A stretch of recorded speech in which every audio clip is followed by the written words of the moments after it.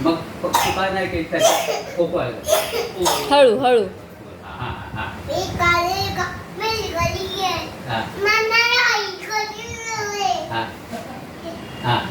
हे दे कुणाचा काय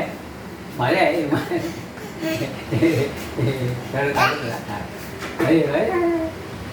अरे मी ठीक आहे मला